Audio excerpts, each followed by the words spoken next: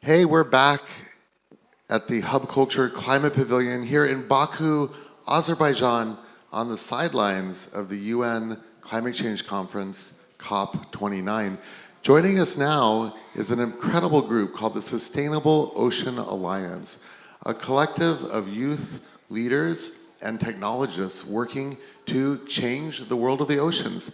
And leading this panel discussion is going to be Shannon Cosentino-Rausch, who's a global policy advisor for SOA. It's so great to have you back in the hub after our time together in Egypt a couple of COPs ago, and an incredible panel of youth leaders who are going to talk about the work of the Sustainable Ocean Alliance.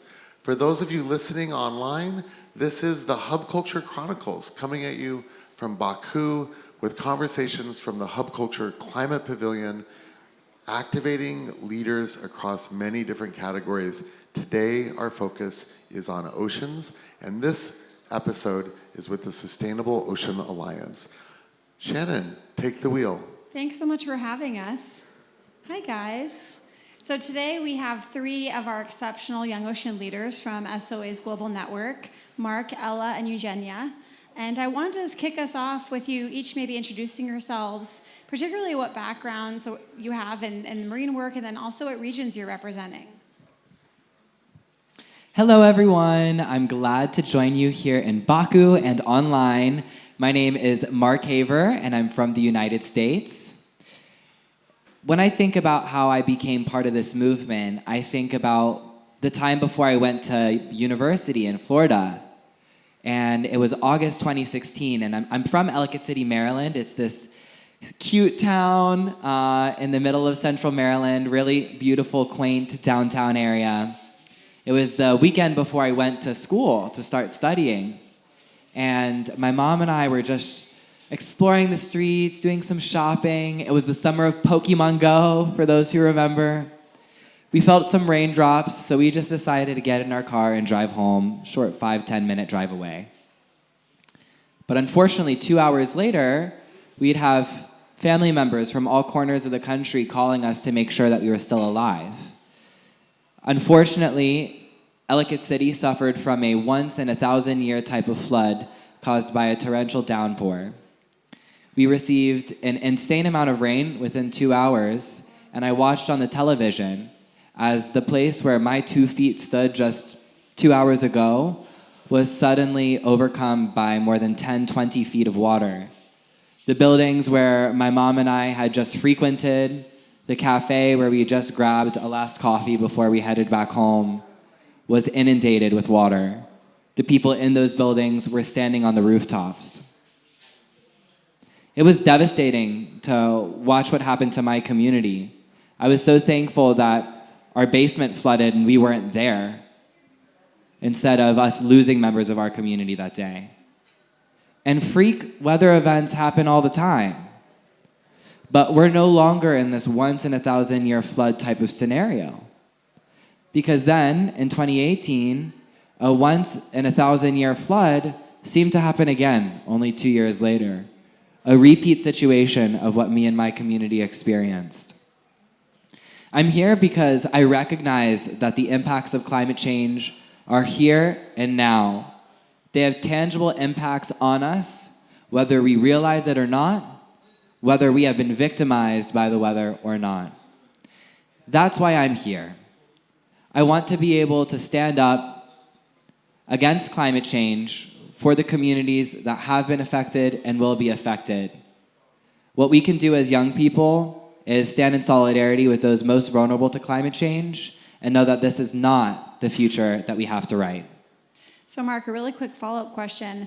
You chose to focus on the ocean climate nexus rather than just focusing on sort of being a climate change activist. How did you decide for that to be your focus area? Honestly, the ocean found me a little bit. I remember getting an internship with the National Oceanic and Atmospheric Administration because I thought it'd be great to work for a government agency. It was close to home. Great, perfect. That's how I met Daniela Fernandez, the CEO of Sustainable Ocean Alliance, and that's really how I've been introduced to this ocean family. I'm really thankful that was back in 2017. Now it's 2024, almost 2025. And since then, I've been part of this incredible network of young people With Shannon, we really launched the first youth policy program for SOA, the Youth Policy Advisory Council, and I now work with SOA as their regional representative for North America, which is the US and Canada, and I'm a global policy advisor for our team as well. Yeah, Mark's been one of our longest standing sort of and most active young ocean leaders, so it's been amazing to watch you grow. And with that, maybe passing to you, Ella, maybe a little bit more about where you're coming from, your area of focus, and don't hesitate to go into story. Of course. So thank you again for having me. I was on the inaugural Youth Policy Advisory Council as well, so it's amazing to see how much time has passed since then. My name is Ela Gökçidem. I'm from a small island in Turkey called Afşa in the Marmara Sea that bridges the gap between the Black Sea and the Mediterranean seas. And that is how I found my love for the ocean, spending all my time underwater. I had a little fish restaurant where I used to break clams and just watched the fish eat the clams, and I used to memorize and name every single fish, and just that's how I spent my days since there was no internet when I was on the island growing up. It was just such a genuine, authentic love that has really continued with me to this day. But unfortunately in 2021, the largest algae bloom in Turkish history occurred in the Marmara Sea, and it clogged the gills of fish. I quite literally saw fish drown, and that was the largest wake-up call of all. Seeing fish capsize on the bottom of the seafloor with algae sticking out of their gills. We didn't have running water because it clogged our pipes. We couldn't leave the island because the boats weren't able to operate. We were quite literally trapped, and at the time I was studying in Boston, and I was thinking, after I was able to go back to Istanbul and go back to my school, I wanted to know how to kind of mobilize the privilege and resources I have to help my community and similar communities that can be trapped by climate change. So my love for the ocean comes from the Marmara Sea. I was grateful enough to develop a clean tech startup that converts the endemic algae bloom in Marmara Sea into fertilizer that is currently operational as well, which I'll talk about further. But it's just such an honor to be here and speak for the people who are unfortunately not able to be here, or even have the language barriers and all these different obstacles that Indigenous communities face today. So it's such an amazing place to share ideas and storytell as much as we can. So.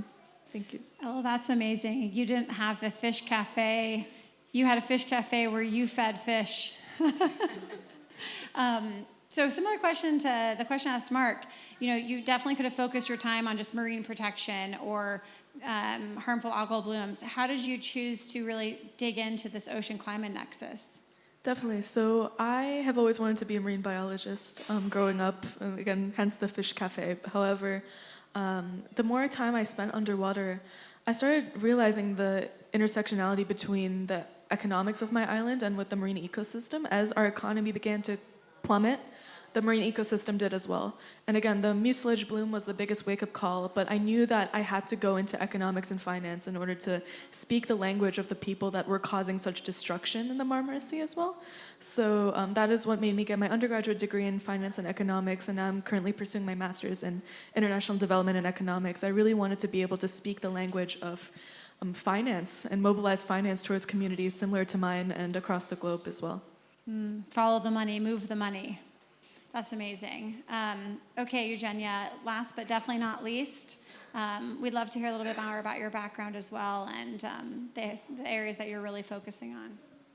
First of all, thank you for the opportunity to be here. So, and my background academically is marine biology. I'm from Portugal. So Portugal itself is a country, as its past author has said, a garden planted by the sea. So all my childhood was by the sea as well. And so I believe that the ocean itself became kind of a family member in my early memories of growing up and in my first constructions of the concept of love itself through my family. So since I was less than 5 years old, like 4 years old, I would say that I want to help the ocean and the fishes. Just later in life, I understood that the words for that would be to be a marine biology. I didn't know at the time. And so since an early age, I had that goal. And I believed it was contagious by also the love that my mother has for the ocean itself. She wanted to be marine biology, but it was harder in her time, and we didn't have that degree in Portugal back in time. So I had this goal, also a passion for arts, and then especially when I was a teenager was when I understood the emergency that we were living, and I remember to be really scared after a talk I heard actually from a a person that is here at COP as well. I've just been with him yesterday, that now is the founder of the Common Home of Humanity. At the time, the Common Home of Humanity didn't exist, but he's a law professor from Portugal. And I remember when I listened to this talk for him, I was 14, 15 years old. I get so scared because I felt like, do I just have 25 years of life? Like, will I not reach his age? Can I have kids? Maybe I can't. Like, what is my future? And so it made me feel the emergency and to understand, okay, I cannot wait until I finish my degree to start to be active about it. I need to start now. So since my teenage time, I started to volunteer in different national environmental and ocean-focused organizations. Then while I was in university, I started to join international movements like the World Oceans Day Youth Advisory Council, All Atlantic Young Ocean Leaders Ambassadors, and different movements. And then later, in 2018 was when I met Sustainable Ocean Alliance, first in a conference, World Ocean Summit in Mexico, and I started to work with SOA in 2019 as the regional representative for Lusophonia, that are the Portuguese-speaking countries, and more recently I also embraced the European region. So also, more recently, so my background in marine biology, I've been trying to focus marine protected areas because there is this triple planetary crisis that we are facing, not only the climate crisis, but pollution crisis and biodiversity loss as well. So I see MPAs as a tool to fight several of these points. And I've been also trying, I thought when I was younger that I wanted to be a researcher, but while I was studying in my first degree, I understood, okay, there is so many scientific knowledge that is already discovered and published in papers that is not being applied in our society. So the politicians don't know about it, the companies don't know about it, the civil society doesn't know about it. So I felt, okay, science is super important, it's the base for everything, but I think I want to dedicate to the connection and to the science communication, to connect the academia with the civil society, with the companies, with decision makers. So I understood that NGOs would be a great pathway to make these connections. And I also been trying to increase my advocacy levels. So more recently, like since last year, I joined a group with the president of Portugal that we are around 31 youth from different backgrounds, and I'm the only one bringing the ocean topics, and we gather every 1-2 months until the end of his mandate, so more 1 year and a half that we'll meet with him, and we discuss the national and the global challenges that we are facing, and I'm the one bringing like this ocean focus. Earlier this year, I also joined a youth council group nationally that we reunite. First was with the Ministry of Youth and now it's the Secretary of State, but basically we bring up proposals. I'm the young representative for the environmental organizations and together again with a diverse group of youth, and we are just trying to bring the ocean topics to the table and to make it a priority also in the national level and with my SUA work more in the international level. Amazing. It's really amazing to hear the thread between all three of you of like a depth of love from the ocean, whether it was family or friends or your first kind of like your actual association with home meets catastrophe. And that's sort of what's driven you all here. I don't know that we always pause to tell each other those stories. And I think that's basically the theme for this panel is how have you all been focusing on youth priorities for the Ocean Climate Nexus. I think another thread you've all mentioned is the ocean is sort of less represented than it should be in these conversations. So let's dive in. COP29, in a few words, because I want to spend more of the time talking about the meat. What drove you to be here? You know, you're all obviously incredibly busy. You could do a lot with your time. What made you decide to dedicate time to come here at COP29? Maybe let's start with Ella. Yes, so through the startup that I mentioned, I had the opportunity to work with the Turkish Ministry of Environment, working on negotiations and also ensuring that the Marmara Sea is integrated into various ocean policy initiatives within the overall Turkish government, and also any negotiations happening with the Marmara Sea as well as the Mediterranean Sea. And I really wanted to make sure that people are aware and are also very inquisitive when it comes to all these financial mobilizations going into the oceans. It's amazing that there is so much attention towards ocean financing. However, we really need to be intentional with our metrics of success and the differences between public and private finance and what entails private finance or public finance. What do we have to give in reciprocation? are there any reciprocation? What is our metrics of values? For example, private finance. If there's a return on an investment, how is a youth organization able to provide a return on investment when it's not exactly monetary? However, the catalyst effect of activism can span beyond monetary value. So that's what my main goal here is. I'm also conducting research with Sustainable Ocean Alliance as well on the integration of oceans into countries' nationally determined contributions, which I know is a lot of buzzwords, but really making sure that countries are incentivized to bring oceans into their national climate plans, because with the power of all of us together, we will be able to make more of a difference. We just need more finance flowing into it to make countries who might not necessarily have the funding or capacity to do it, to make sure that they are able to not only integrate it, but do it intentionally. Great. Finance, how do we drive it? How do we measure it? Amazing. Eugenia. I mostly came to learn because as my background is scientific and marine biology, I've been learning all my path in terms of policy, and I still have a long way to do. And especially because being the Lusofonia regional representative, I'm looking forward to COP30 in Brazil, and we have a large community and growing of young ocean leaders from SOA in Brazil, and we want to leverage them and increase our impact in the COP30. So I came to COP29 especially to learn and to build this pathway on how can we increase our action and impact until next year's, and to identify the gaps, what is needed, and to give it as a priority for next year as well. So I love that. Drive impact at COP30, or make sure that COP29 is driving towards COP30. Mark. I think what drives me at COP29, I'm going to give you 5 words. 5. I'm going to count them. Okay, are you ready? Go for it. The ocean is our climate. Run it back. The climate is our ocean. Ocean action is climate action, but people do not know it. It's crazy. We're here at COP29, and at the inception of COP, at the inception of the UNFCCC as a whole, there was the first IPCC report. And the first IPCC report, it said there's gonna be shifting fish stocks because the global temperature is changing. Global ocean temperatures are changing. There are gonna be climate impacts, and there are gonna be ways in which the ocean interacts with those climate impacts that are gonna contribute more to climate change. The ocean has already done so much for us. It's regulated and captured, I think, more than 90% of heat from greenhouse gas emissions since 1990. That's crazy.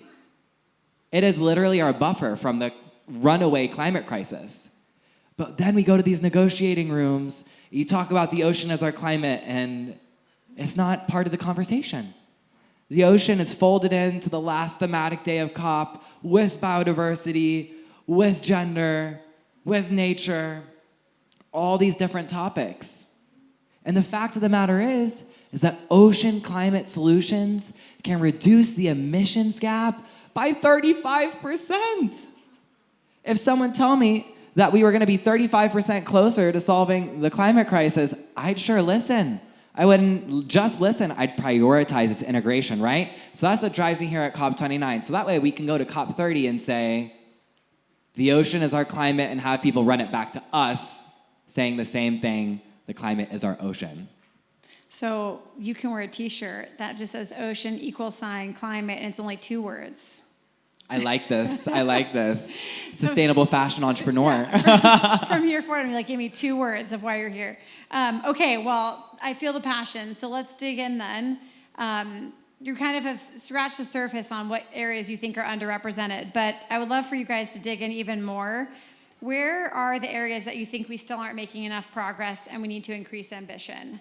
And I mean hyper-specific, because we know ocean =climate is maybe not still being processed in the way in which we would hope it to be.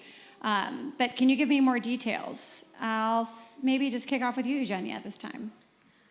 So exactly what Mark just said, right? We need much more ocean integration in all this discussion and negotiations. And in another perspective is also, I believe it's still so ironic. We are so late already on the timeline, on all the international commitments we have done. We have goals on the United Nations Agenda 2030 by 2030. We are in 2024 in the end, so we have like 5 years where is nothing. And we are so delayed in all the goals we have set internationally. And it's in COP29, we are here present with so many fossil fuel lobbyists and companies still present, and so many countries are still subsidizing these companies that are on the wrong side of history that we need to live now. So we need this shift and for yesterday, and this needs to be immediate. And that's why also youth is so important, that we are important to be included, because it's all our lives to be impacted. And who is making the decisions now? Okay, their lives will be impacted maybe the last decades of their life, but not the majority. And our ones will be more than half, and almost all of it. These decisions will impact them. So in terms of funding, this needs to be a quick shift. Like we need to stop funding the destructive industries and start funding the solutions that we are talking about, the ocean-based solutions, for example, and decarbonizing shipping. And on my perspective, I believe that is also, we still need to dig much more and understand much better how can the UNFCCC mechanisms be a tool to fund the MPA's implementation. Obviously, more the MPAs that have blue carbon ecosystems, like with mangroves, seagrasses, salt marshes, that those effectively remove carbon from the atmosphere. And that's aligned with the 30 by 30 goal as well. But I believe that this can be a big ally on the goals of COP that we are discussing here as well. So the theme is transition. We need to see it yesterday. Yes. Do you want to dovetail off of this a little bit, Mark? Definitely, definitely. You know, I think about what are some of the things that we need specifically, and one of those things that I can think about is this $1.5 billion annual funding gap for SDG 14, Life Underwater. We keep going to the same sources for ocean funding, and there's a whole lot of money, hopefully, especially after these negotiations, that's going to be out there for climate, right? And if the ocean is our climate, then we need to understand how we can support ocean-based climate solutions through these different avenues for funding. But we also need to think comprehensively about what is an ocean-based climate solution. Absolutely, yes, it is innovation. But why do people not understand that the ocean is our climate? You can have 1,001 amazing innovations, entrepreneurial solutions, and implementation projects that do the work, but people still don't get it, right? And that's because what we label as a solution oftentimes is not inclusive of people-centered solutions. They're not inclusive of the funding and pathways to support scaling, campaigns, community building, and capacity building. These three things, especially with young people in the driver's seat, can really mobilize communities all at once, rapidly, to stand up and influence our governments, to create the political will that educates them on what we need to see, what we expect of them, that the ocean is our climate, and to be able to support that integration within our systems so that we can achieve these rapid emission reductions that we all know that we need. So I just want to maybe make sure I'm getting your hot take. I know, for those not watching, you can see Mark raising his eyebrows. You're essentially saying we need to do a better job including youth and community building, but not just in a tokenized way and not even just in a substantive way. You're talking about funding. We need to be funding community movements as well as technical solutions. Absolutely, and I think about my own experience graduating from university with a marine biology degree. I love science. I think science is super important. For me, I always felt like I have enough science. I know that I need to act on that science. And I see so many of my peers feeling the same way. They exit college, they go into this workforce where we're supporting the growth of a sustainable blue economy, but the jobs that are out there are for them to further solutions that have some financial return invested in them. Once again, we need innovation to be able to get out of this climate crisis. We need more ocean-based climate solutions with respect to innovation, grants and implementation. But we also really, really need the funding for young people to work on the campaigns, the community building, the capacity building. We can't have one without the other. And right now, the funding is really for one and not the other. So being able to provide that funding for the things that don't necessarily have the clearest financial return is how we can expect to make the systemic change that frees us from the ways that the continuity of that system has led us to where we are today with global temperature rise quickly reaching and surpassing 1.5 degrees Celsius. I want to dig into all of this for so much longer, but I know we only have maybe 15 more minutes. So Ella, I know you have been talking about finance, and Mark and you are both talking about finance on both sides of the aisle, right? What thoughts do you have to add of where we need to see increased ambition now, yesterday, around finance? So many thoughts, but I will focus on two main things and try my best to keep it brief. Again, going back to my startup, a big issue I've had has been funding. And the main reason because of that is going back, there's another mucilage bloom. Again, there's algae blooms and then there's mucilage blooms, which is arguably more catastrophic than algae blooms itself. Sea mucilage is a phytoplankton byproduct. It's like a snotty substance that is very easy to cause catastrophic impacts with fish and marine life. There's one happening right now as we speak in November, where algae blooms are more commonly seen in cold and warmer temperatures. The fact that it's happening in November is very, very concerning. And when I showed my friend what's happening, she made a joke saying, "Oh, that's amazing for your startup. You're going to have more algae to convert." No, that's not amazing because I'm not doing it for a profit incentive. I'm doing it because I wanted to create a financial incentive for communities to convert the mucilage and bring more attention to it. I don't want to become a millionaire mogul off of this, but that's something investors don't like hearing when I'm pitching it. They always wonder, well, how are you going to expand? How are you going to make more money? Well, I can't sugarcoat it. I can expand and make more money with the current financial system we have only if there are more algal blooms, which is obviously not a system that I want to comply to and expand with. But unfortunately, that's what investors want to hear. And just really pushing against that with all this, like the Ocean Climate Fund and all this financial mobilizations, again, when I'm looking at the private sector, they want to see a financial return on investment. But when I see my startup, it's causing so much hope and non-quantifiable, in a monetary way, benefits to the marine ecosystem, which can be quantified through like the Coastal Risk Resilience Index and all these different monetary funds that require more research. But essentially, we had statistics in our first pilot year saying that it did increase oxygen levels in our coastal communities in the Marmara Sea. However, when I went to private financing, they said we need more data. So we waited. It's been 2 years now, and we're currently working with universities in Turkey, but we're waiting to get enough data to comply to their standards. Right now in the Marmara Sea, anything living below 30 meters is dead.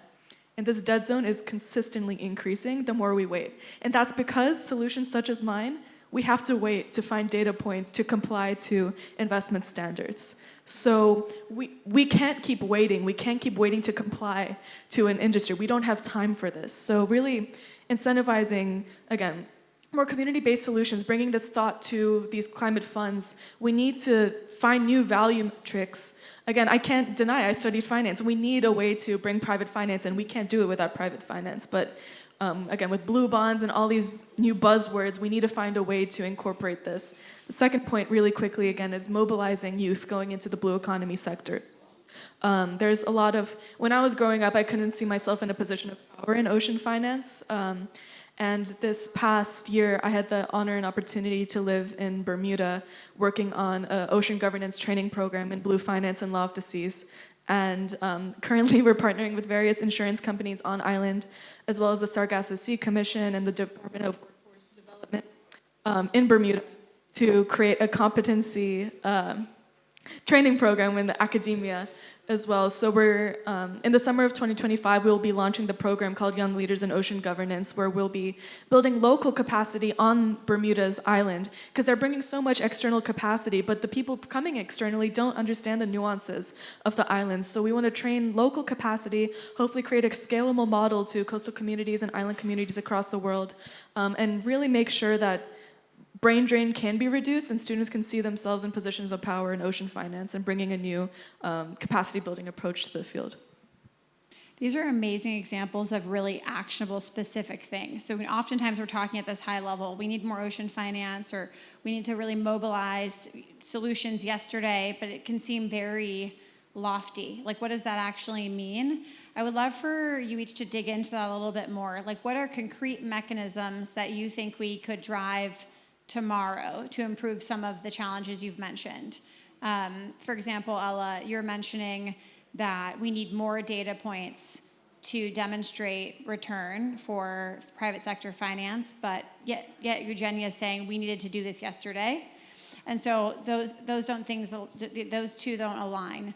So digging into like really specific things like that someone listening who's in a position of power around finance or philanthropy, Mark, for mobilizing community building, I think little nuggets that they could take away and really make actionable. Which one of you wants to make this democratic? Who wants to kick us off? Eugenia? So following on their suggestions, right, starting with funding, that's what we need, and how can that funding be applied?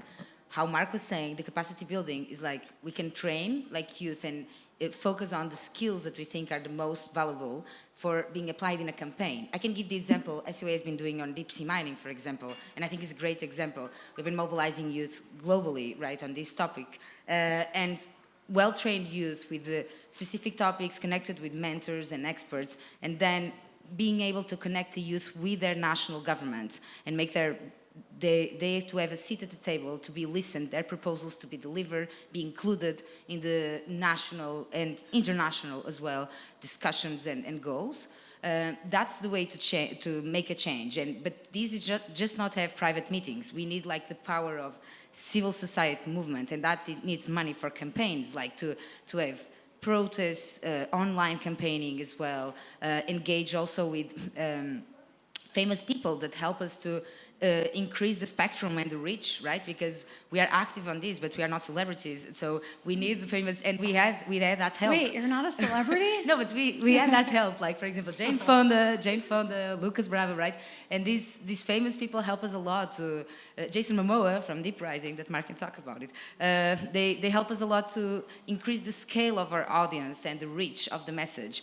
And then when we get it in every media, and that's also, again, all of these that I'm saying, this is attached with funding because it's needed money for things to be done appropriately. If we have quality videos to engage these high-level people as well, and then reach out to all the media internationally, in all the national level.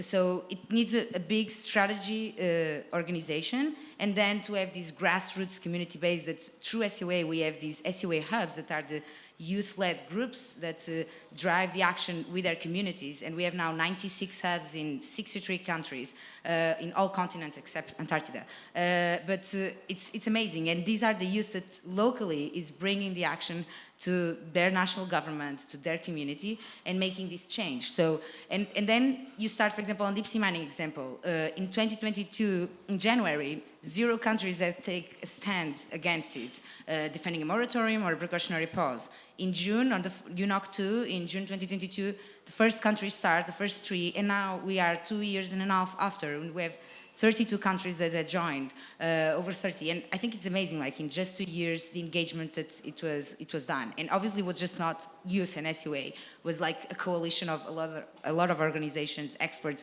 all working together. But this cooperation and this alignment. But I see that youth power and this funding could be applied through this. So if the youth is well trained, and then we have the resources to increase the reach of the campaigning and to make the voices being heard by decision makers, to be supported by the civil society and the impactful voices, we can make this change faster. That's what we need. So in sum, fund SOA's campaigns. Yes.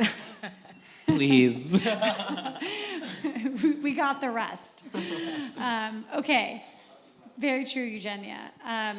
Maybe we'll pass the mic to Ella. I might pass it to Mark. I'm still Okay. thinking. Okay, Mark. Mark. And Mark, maybe weave in some of your top thoughts on COP30 because I think they're For really sure. important. Okay, so here are actionable, concrete ways that we can solve the ocean climate gap at the UNFCCC. Number one, we've got this round 3 NDC Roundup 2025 COP30, whatever you want to call it. The new NDCs are coming tomorrow. Of course, we know the deadline is February 2025. Many countries will not have them presented until COP30. There's still a lot that we can weave into these NDCs. There's still a lot that we can do to integrate ocean-based climate solutions into these NDCs. There are ways that we can strengthen these ocean-based climate solutions that are already in these NDCs when we offer these specific targets that enable the financiers to be able to direct the funding, especially with an NCQG aligned with funding for NDCs specifically, that we can support the implementation and integration of ocean-based climate solutions across the board. But how do we do that? There's so much that we need to do to mobilize different communities on national bases for them to be able to take these ocean-based climate solution recommendations and inclusions to their governments to include in the NDCs. Hey, you don't have blue carbon in there. Let's throw in this sentence. Hey, offshore wind, we have the right conditions. Let's make this happen in Colombia. Whatever it may be, there's a lot that we can do to mobilize campaigns on the ground to support the inclusion of those ocean-based climate solutions, which will then catalyze and unlock the finance to support that ocean implementation. Secondly, I love the ocean climate family, and we're doing great work. But there's something about us having to work since a blue COP and COP25 up to COP29 where there's just not enough action fast enough to make sure that people know and leverage ocean-based climate solutions and their potential to reduce the emissions gap by 35%. We're an amazing team, but we need the help. We really need the help. And that's why I think all of us are excited for COP30 in Brazil. Next week, G20, there's a whole Oceans 20. Brazil is the host country of G20, and they decided to make sure that the ocean is a major part of the agenda. We have an incredible community working with Eugenia, working with our hub leaders in Brazil, civil society, mentors, innovators, everybody is working in Brazil to elevate the ocean climate nexus. With the Brazilian enthusiasm from both the government and civil society to support ocean action, what can we do when we go to the COP30 presidency and ask them, how are you supporting ocean action and its integration into your climate agenda? This is a campaign that we can run. We can create an ocean climate champion at COP30 so that we have the institutionalized capacity to be able to say, country X, here's how you can improve your NDC by including ocean-based climate solutions. Country Y, you have this in your NDC, connect with this financing mechanism like the wetland supplement to make sure that you're getting this protection and preservation and restoration for blue carbon mechanisms. Those are the things we need, but we need the funding to make those campaigns happen. If you want to see blue NDCs, we can make that happen. So point one, something we actually still have time on is ocean inclusion in the NDCs for COP30. Second point, we can elevate ambition by integrating an ocean champion into the COP30 presidency. Nail on the head. Okay. Ella, do you have some final thoughts to close us down? Yes. As much as we need to integrate oceans into NDCs, I really want to emphasize that we can't take things at face value. I'm really urging anyone in any field to keep questioning all these financial mobilizations, all these statements or pledges with these ocean climate funds. Just not here specifically, just in general, these private investments.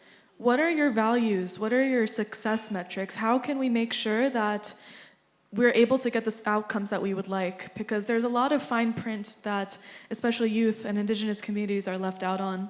And we also need to acknowledge that the most frugal or the most monetarily exciting thing in the field of ocean climate policy is blue carbon.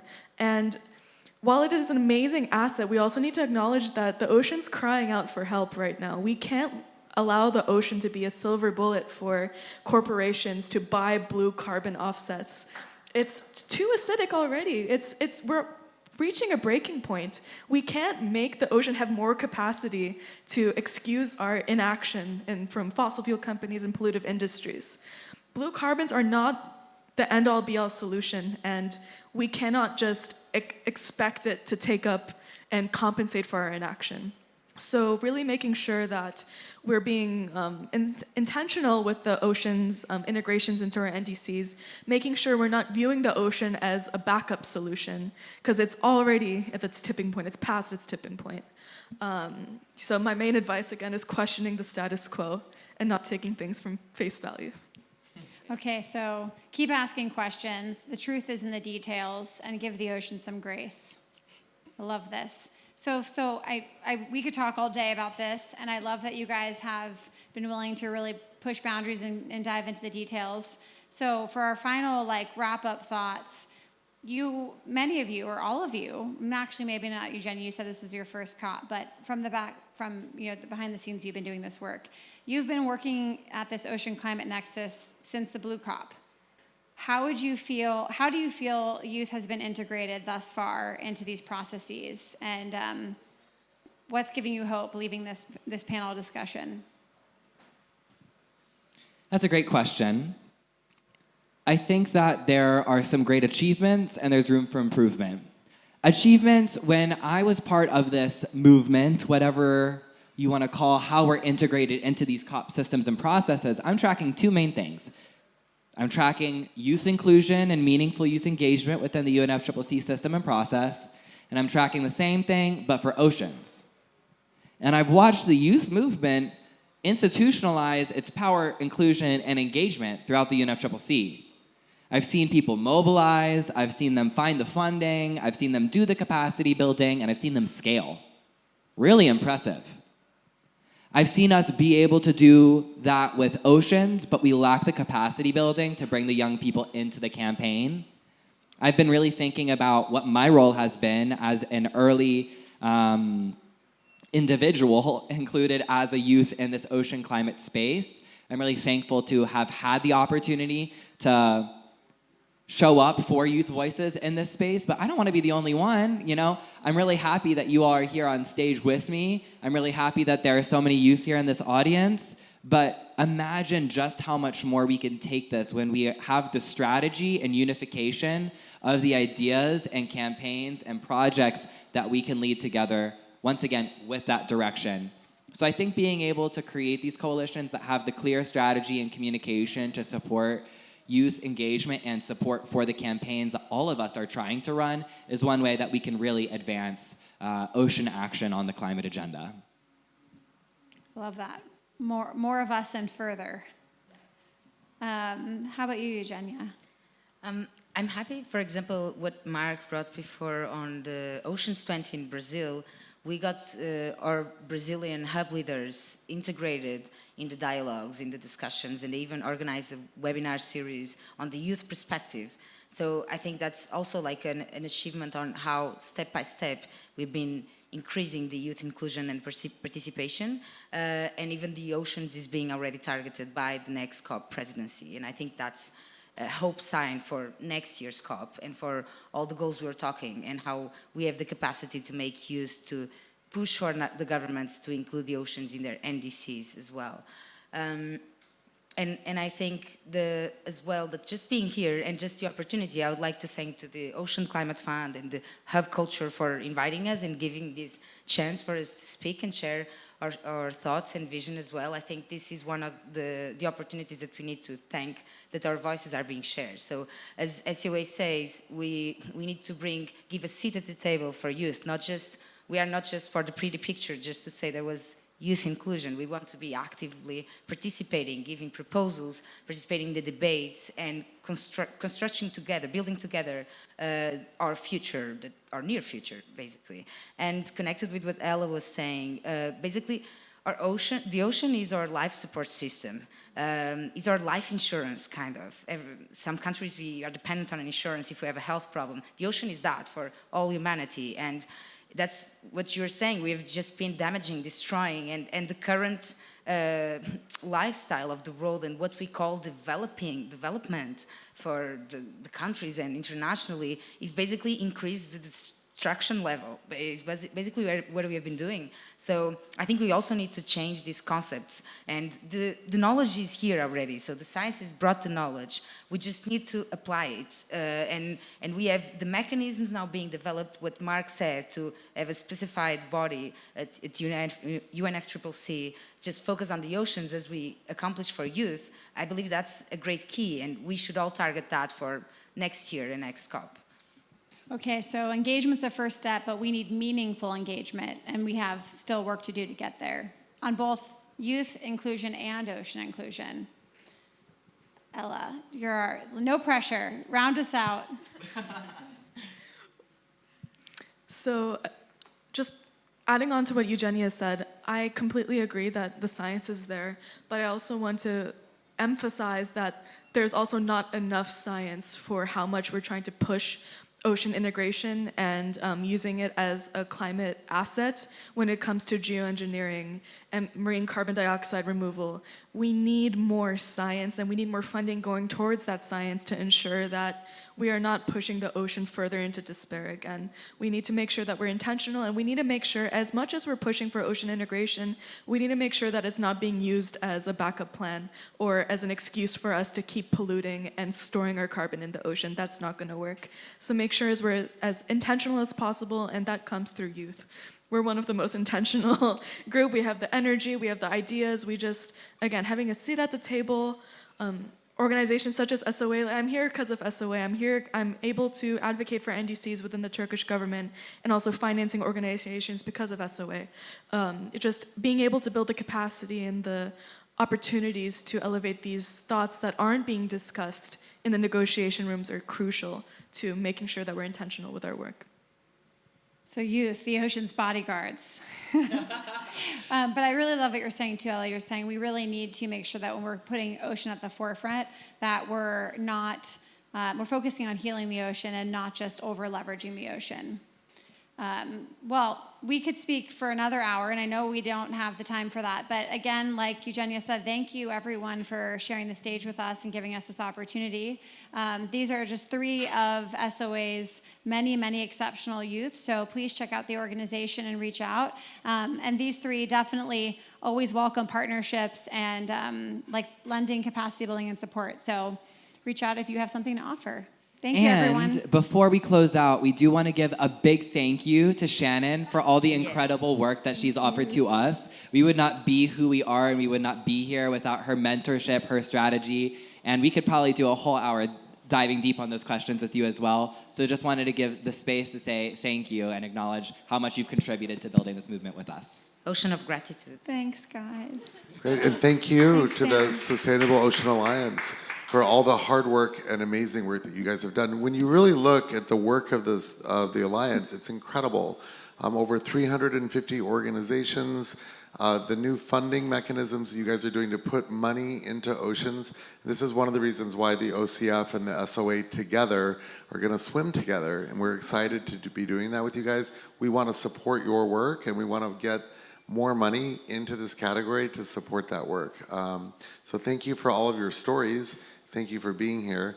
And thank you for listening to the Hub Culture Chronicles if you are online. Thank you so much. That's the end of this episode from here in Baku, Azerbaijan.